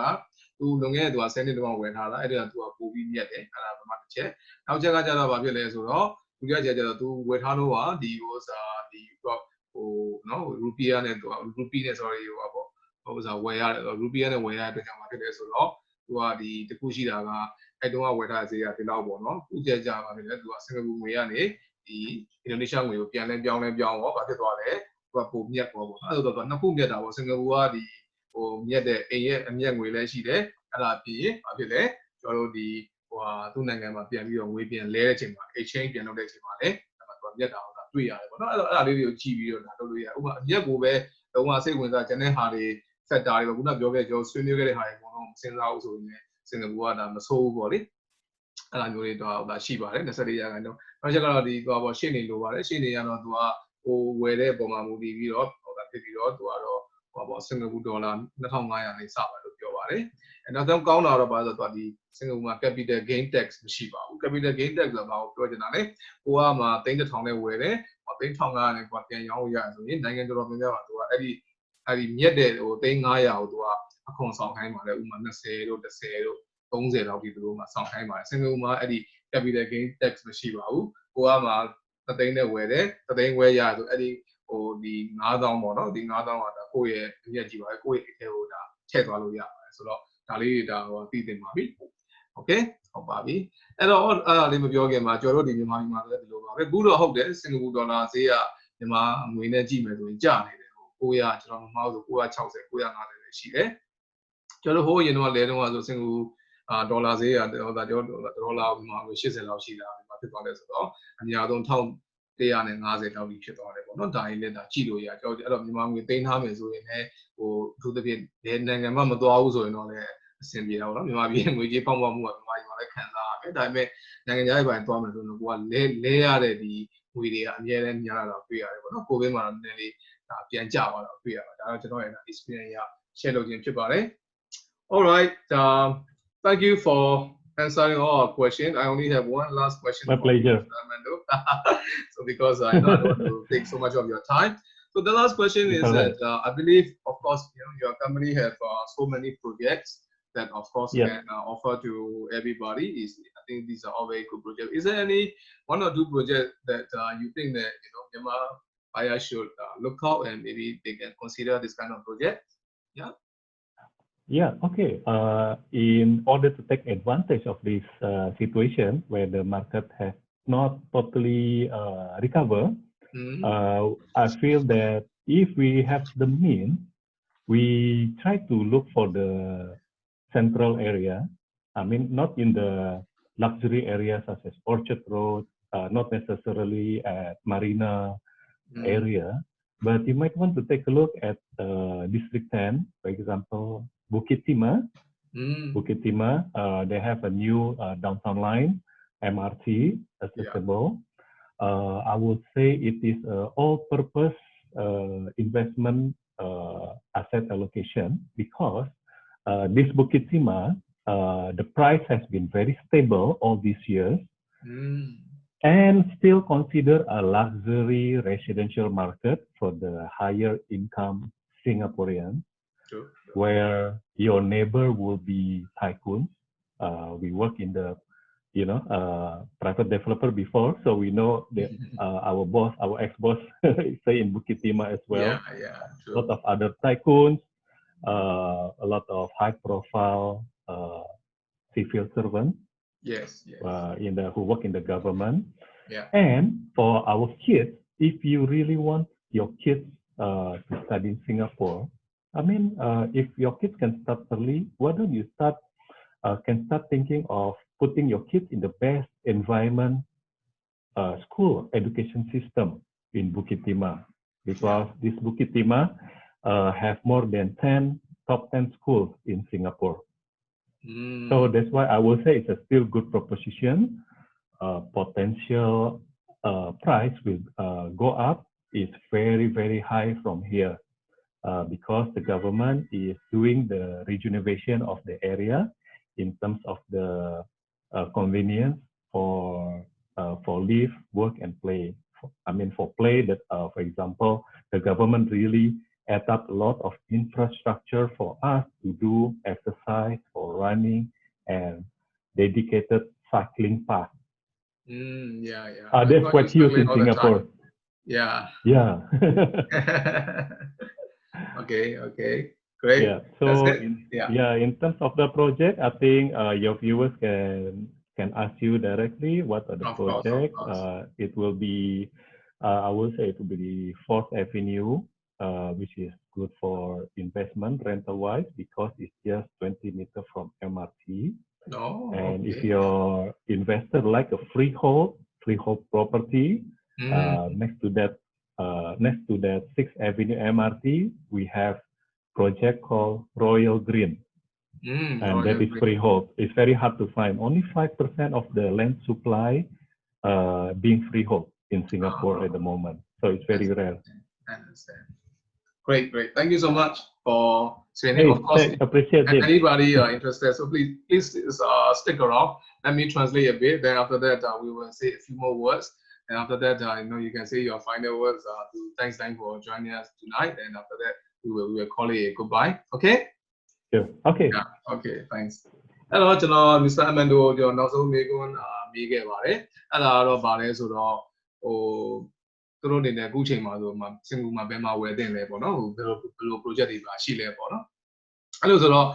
့မစ္စတာမန်တို့ကတော့ပြောတယ်နော်ဟိုပေါ့နော်ဘယ်နိုင်ငံပဲဖြစ်ဖြစ်ပေါ့နော်အခုချိန်မှာဘုံတိုင်းစီးပွားရေးတွေတော့သူကတက်သွားမှာမဟုတ်ဘူးအဲ့အတွက်ကြောင့်သူကဒီကောင်းတဲ့နေရာလေးတွေဈေးလည်းအကြီးဆုံးလည်းမဟုတ်ဘူးပေါ့နော်ဒါဈေးလည်းအပေါ်ဆုံးမဟုတ်တဲ့နေရာတွေလည်းရှိတယ်ပေါ့နော်ဥမာစင်ကာပူမှာဆိုတည်တယ်မှာ Orchard မှာဝယ်မယ် Marina Bay မှာဝယ်မယ်ဒါမျိုးတွေကရှိပါတယ်ပေါ့နော်အဲ့ Orchard ဆိုရင်တော့သူက District 1ပေါ့နော်ဒီဟိုမြို့နယ်ဟိုဒါ sorry District 9ပေါ့နော်ဟိုမြို့နယ်မှာ6လို့ခေါ်တာပေါ့ဈေးကြီးဆုံးထဲမှာပါတယ်ဈေးကြီးဆုံးပါပဲပြီးရင် Marina Bay ကတော့ခုနောက်ပိုင်းဒါဟိုရန်ကုန်နာမည်ကြီးလာတာပေါ့နော်သူက District 1ပေါ့ District 1နဲ့ District 2ပေါ့အဲ့လိုဆိုတော့ဒီဥစားဒီအဲ့လိုမျိုးဒီဟာတွေရှိတယ်အဲ့ဒါတွေတော့သူမစင်စားနဲ့ပေါ့နော်သူကဈေးတွေအရင်ကြီးတယ်အဲ့တော့ဟိုကျန်တဲ့ဟာကတော့သူကဟိုမြို့ပြင်မှာလည်းဝယ်ခိုင်းတာမဟုတ်ဘူးဒါပေမဲ့ဒီစင်ကာပူမှာဝယ်လို့ရဆိုတော့ District 10ကိုစဉ်းစားလို့ရတယ်ပေါ့နော်မြို့နယ်နံပါတ်10ပေါ့သူကစင်ကာပူကအဲ့လို District တွေတော့သွားတာအဲ့ဒါတော့ Bukit Timah ဖြစ်ပါတယ်အားကြောင့်လေ Bukit Timah ဆိုဟိုးရင်လည်းစင်ကာပူဒ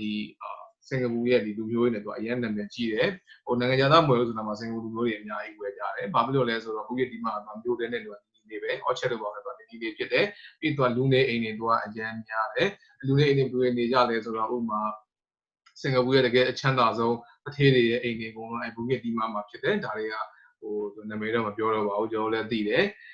ကျွန်တော်ဒီတထေးအဟောင်းတော်မှာစင်ကာပူအချမ်းသာထေးတော် Bukit Timahမှာပဲနေတယ်အဲ့ဒါလေးမဟုတ်ဘူးเนาะဒီဝင်ကြီးတွေစင်ကာပူရဲ့တကယ်မှာဝင်ကြီးတွေထင်ကြရပါတယ်ညာအကုန်လုံးက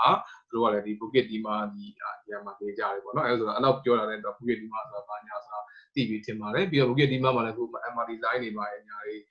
ဒါမျိုးတွေကိုရှိနေတာတွေ့ရတယ်အရင်တော့တထေးရက်ွက်ဆိုတော့ဘယ်သူမှ MRT စီးကြဘူးပေါ့နော်ဟုတ်တော့အစိုးရလည်းမလုပ်ပေးဘူးအခုဆိုရင်ဒါရှိလို့ကြောက်ပါဖြစ်ဖြစ်အချို့ဘယ်တော့ပဲထေးဟိုမြန်မာပြည်လူတွေကစင်ကာပူမှာကားဝင်မှာပေါ့စင်ကာပူမှာလည်းကားဈေးအရင်ကြီးတာပေါ့ခုနေပါလေပေးရဖြစ်တဲ့ကြောင့်အဲ့ဒါကြောင့်ဘာဖြစ်လဲဆိုတော့ဒါဒီဘယ်လိုခေါ်မလဲ Bukit Timah ကိုဒါစဉ်းစားလို့ရတယ်သူ့မှာဒါရှိတယ်ပေါ့ကျွန်တော် high ဖြစ်ဆိုလဲဒါပြောပေါ့နော်ကျွန်တော်ကတော့ဒီနေ့ဒီအချိန်မှာဟိုစားဟိုဘယ်လိုခေါ်မလဲဘုဒ္ဓတာပေးတဲ့ program ဖြစ်တယ်အဲ့ဒါကြောင့်ကျွန်တော်ကတော့ဘာဝဲပါကျွန်တော်ပြောပါဘူးနော်ပြီးတော့မှပဲစိတ်ဝင်စားတော့ကျွန်တော်ဆွေးနွေးကြည့်လို့ရတယ်နောက်တစ်ခုကတော့ Bukit Timah ရဲ့တစ်ခုအကောင်းဆုံးကသူကဘာလဲဆိုကျောင်းတွေအရင်ကောင်းတယ်စင်ကာပူမှာသူကဟိုဒါကျောင်းတစ်ကျောင်းမှာဟိုဒါဒီပညာသင်ဖို့အတွက်သူကဒီကျောင်းတစ်ကျောင်းနဲ့သူက1 km အတွင်းမှာရှိတဲ့ဒီအိမ်တွေကိုအရင်ဦးစားပေးတယ်ပြီးရင်သူက2 km ရှိတဲ့အိမ်တွေပေါ့နော် radius ဆိုအဲ့လိုမျိုးသွားတာပေါ့အဲ့လိုရှိတဲ့အတွက်ကြောင့်ဘာဖြစ်လဲဆိုတော့ဒီဟိုကိုကကျောင်းတဲ့နည်းလေးကိုသားသမီးရဲ့အဲ့ကျောင်းမှာတက်ဖို့ရတဲ့အခွင့်အရေးပေါ့နော်အဲ့တော့စင်ကာပူရဲ့ကျောင်း top 10ပေါ့နော်1 to 10ရှိတဲ့ကျောင်းတွေပုံမှာ Bukit Timah မှာဖြစ်တယ်ဆိုတော့အဲ့လိုမျိုးကြည့်လို့ရတယ်ပေါ့နော်အဲ့တော့ကျောင်းတွေလည်းကောင်းတယ်ပတ်ဝန်းကျင်လည်းကောင်းတယ်တို့လူပဲဒီပတ်ဝန်းကျင်တကယ်ဟိုတစ်ခေတ်တွေပဲစင်ကာပူမှာဆိုဒီ Facebook ရဲ့ co-founder ရှိပါတယ်ဟိုစာ Brazilian ပေါ့နော် US ကဟိုစာဖြစ်တာပေါ့ 𝐻𝑃 ရဲ့ပမာတော့တကယ်ချင်းပေါ့ဒီလုပ်ခဲ့သူဆိုစင်ကာပူမှာနေတယ်သူလည်း Bukit Timah မှာနေတာပါပဲဒါတော့ကျွန်တော်ရဲ့အသိဉာဏ်နဲ့ကျွန်တော်ပြောခြင်းဖြစ်ပါတယ်Okay, thank you, Mr. Amando. Before you go, let me say a few more words. Then after that, we say goodbye to them. Okay? Yeah. Okay. All right. You. Yeah. အဲ့တော့အခုဒီနေ့ဒီအချိန်ကြီးကြည့်နေတဲ့မိတ်ဆွေတွေအားလုံးပေါ့နော်ဒီ Singapore property market update ကိုအကြောင်းဆွေးနွေးသွားဒီ live program ကိုကြည့်ရတဲ့အတွက်ကြောင့်ကျေးဇူးအများကြီးတင်ပါတယ်လို့ကျွန်တော်အရင်စပြောပြရစေအဲ့တော့ကျွန်တော်ခုနပြောခဲ့သလိုပဲစသချင်းမှာပြောခဲ့သလိုပါပဲကျွန်တော်တို့ဘာလို့ဒီလိုမျိုးတွေတင်ပြရလဲဆိုတော့အချို့ကျွန်တော်ဒီအခုကြည့်နေတဲ့မိတ်ဆွေတွေမှာဒီအိမ်မက်တွေပါရှိတယ်ဘာလဲဆိုတော့ဒီစင်ကာပူတို့အခြားနိုင်ငံတို့မှာဘယ်လိုအိမ်ဝင်ရမလဲဆိုတာကိုပေါ့နော်ဟိုသိကျင်တဲ့လူတွေရှိတယ်ဝယ်ကျင်တဲ့လူတွေရှိပါတယ်ထို့တူပဲဟိုခုတော့မဟုတ်သေးဘူးမှ၄-၅နှစ်ကြာမှဝယ်မယ်ပေါ့နောက်ကျမှဝယ်မယ်ဆိုတဲ့လူတွေရှိတယ်သူကြောင့်လည်းဒီအချိန်မှာဝယ်လို့ကောင်းရလားဆိုတဲ့လူမျိုးတွေရှိမှာပဲသူကြောင့်လည်းဘာမှမဟုတ်ပါဘူးဘုဒ္ဓအနေနဲ့သူတို့မှာသိကျင်တယ်ဟုတ်တယ်မလားဘာဖြစ်မဝယ်ခြင်းဘူးမဝယ်နိုင်ဘူးဆိုရင်တော့ကိုကဘုဒ္ဓရှိတော့ကိုကကောင်းတယ်ကိုလမ်းမမြောက်တော့အဲ့တော့ဘယ်လိုလူပဲဖြစ်ပေါ့နော်ကျွန်တော်အနေနဲ့ဒီမှာတက်နိုင်တဲ့လောက်ကျွန်တော်မှန်မှန်ကန်ကန်နဲ့ကျွန်တော်အကုန်လုံးကိုကျွန်တော်ရှင်းပြပေးတယ်အဲ့ဒါကြောင့်ကျွန်တော်ဒီဘုဒ္ဓတွေအကုန်လုံးအသက်တော်ရောက်အောင်မှာဖြစ်လို့ကျွန်တော်ယုံကြည်ပါတယ်အရင်တော့လည်းဘုဒ္ဓရှိခဲ့တယ်ဆိုတာအခုချိန်မှာ updated ဖြစ်တဲ့အတွက်ကြောင့်ဒါနောက်ဆုံးစင်ကာပူမှာဖြစ်နေတဲ့ဈေးကွက်ကိုဒါသိသွားမှာဖြစ်ပါတယ်လို့ကျွန်တော်ထင်ပါတယ်အဲ့တော့တကယ်လို့များဒီလိုမျိုးဘုဒ္ဓတွေကိုအသက်တွေကိုရှာဖွေနေနေဂေယိနန်နေရှင်နှစ်ဖက်တစ်ခါတို့နိုင်ငံတကာကဒီ HMA တွေကိုဒီလိုမျိုး Facebook live program တွေလုပ်နေတဲ့အတွက်ကြောင့်စိတ်ဝင်စားတယ်ကိုယ့်အတွက်ဘုဒ္ဓတက်လဲရတယ်အဲ့ဒါတွေအပြေပေါ့နော်ဒီဒါတွေအကျိုးလည်းရှိရဆိုရင်ကျေးဇူးပြုပြီးတော့ကိုယ့်ရဲ့မိသားစုကိုယ့်ရဲ့တငယ်ချင်းကိုယ့်ရဲ့စီးပွားရေးမိတ်ဆွေတွေအကုန်လုံးကိုဖိတ်ပေးပါကျွန်တော်တို့ဒီဟိုလာ Facebook live မှာပေါ့နော်အဲ့ဒါကိုကျွန်တော်အခုဒီတောင်းပြရစီအဲ့တော့ကြောင့်ဘာဖြစ်ဖြစ်ကိုယ့်အပြင်ပေါ့နော်ကိုယ့်ရဲ့ဒီအတိုင်းဝိုင်းနဲ့ဒီအကြောင်းကြီးတည်သွားတယ်ဟိုစားပေါ့နော်ဒါမျိုးတွေဒါမျိုးစုံရှိမယ်လို့ကျွန်တော်ထင်ပါတယ်အဲ့လိုဆိုတော့ကျွန်တော်တို့မှာဟိုစား Mr. Amando နောက်ဆုံးဗာများပြောရတယ်ပေးကြည့်လိုက်အောင်နော် Okay Mr. Amando would you like to say any final words to our audience tonight Oh, thank you. I just wish everybody to have a safe life and just have fun, even though this current economic situation, we just shouldn't forget on how to live our life to the fullest. Thank you, Mr. Mando. Thank you, James. From behalf of Thank our you. viewer, I would like to say that thank you so much for participating in our Facebook Live program. Really appreciate it. I hope to see you soon Thank you, James. in Singapore or maybe Indonesia. Yes. Yeah. Hopefully see you soon. Just let me know Yeah. if you need this kind of interview, any other inputs that I can Of maybe course. share with for you Definitely, and for definitely. your clients. Thank Yeah. you. And all yeah, sorry. Yeah, thank you so much. Okay, thank you. အဲ့တော့အားလုံးကိုကျေးဇူးအများကြီးတင်ပါတယ်ကျွန်တော်ဒီနေ့မှာတော့ဘာမှတေချာဟိုပေါ့နော်ဘုဒ္ဓအကြောင်းတွေပြောသွားတယ်ဒါပေမဲ့စင်ကာပူအကြောင်းကိုစိတ်ဝင်စားတယ်ကျွန်တော်တို့ကိုမေးခွန်းတွေမေးခြင်းသေးတယ်ပါညာရှိတယ်ဆိုရင်လည်းကျွန်တော်တို့ဒီ K.A.E International ရဲ့ hotline ကိုဖုန်းခေါ်လို့ရတယ်လို့ဒါမှမဟုတ်ရင်လည်းကျွန်တော်တို့ဒီဟိုပေါ့နော်ဒီဗီဒီယိုရဲ့အောက်ကဟိုစာ page မှာလည်းဒီဗီဒီယိုရဲ့အောက်မှာလည်းပေါ့နော်ဒီဟိုစာ appointment တွေပါလို့ဒါကျွန်တော်ဘက်ကနေပြန်ပြီးပုံဆက်ပေးပါမယ်ကျွန်တော်တို့တက်တဲ့တော့ကျွန်တော်တို့မှာဟိုပြောပြပေးမယ်တက်တဲ့တော့ကျွန်တော်ပြောပေးမယ်မတက်ဘူးဆိုတော့ကျွန်တော်တို့မှာထပ်ပြီးတော့ဒီလိုမျိုး expect ဖြစ်တဲ့စာမလို့ပါတော့ကျွန်တော်တို့မှာမေးခွန်းတွေပေးပြီးတော့ရှင်းပြပေးမှာလို့ပြောပါရှင်းပြပေးပါမယ်ခင်ဗျာနောက်ချက်ကလည်းပါလဲဆိုတော့အခုဒီလိုမျိုးစိတ်ဝင်စားစရာကောင်းတဲ့နိုင်ငံတကာကဒီ HME တွေကိုကျွန်တော်တို့ကဒီနှစ်ပတ်တစ်ခါမှာအများနဲ့ K.A.E International Facebook page မှာလုပ်နေတဲ့အတွက်ကြောင့်ကျေးဇူးပြုပြီးတော့နောက်နှစ်ပတ်ကြာလည်းလာပြီးကြည့်ပေးပါဦးတကယ်ချင်းလည်းဖိတ်ပေးပါဦးအဲဒီအတွက်ကြောင့်ဒီ page ကို like နဲ့ subscribe လုပ်ဖို့လည်းအမေးပါနဲ့ပေါ့နော်ကျေးဇူးပြုပြီးလည်း share လုပ်ပေးပါကဲအားလုံးပဲ good night ပါကျေးဇူးများတင်ပါတယ်တတ်တာ bye bye okay Mr. Mando thank you so much Thank you, James. okay thank you so much yeah take care good night yeah Bye. bye